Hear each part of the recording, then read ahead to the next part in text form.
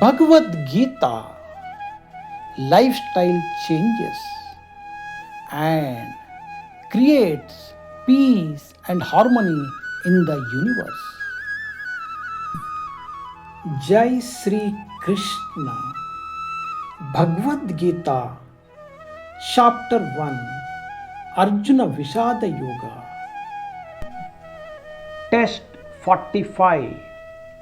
अहो बतमात् पापं कर्तुं व्यवसिता वयं यादृज्य सुखलोभेन हन्तुं स्वजनं मुद्यतः. Alas, how strange it is that we have set our mind to perform this great sin with horrifying consequences, driven by the desire for kingly pleasures.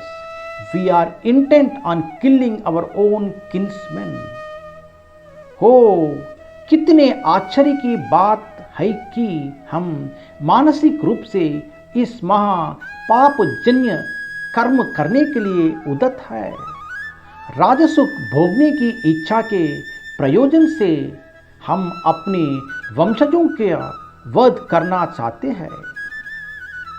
అయ్యో ఎంత ఆశ్చర్యము, దారుణమైన పరిణామాలు కలుగజేసి ఈ మహాపాపము చేయటానికి మనము నిశ్చయించాము.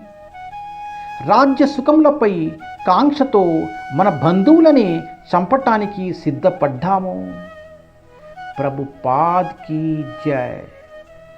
హరే కృష్ణ.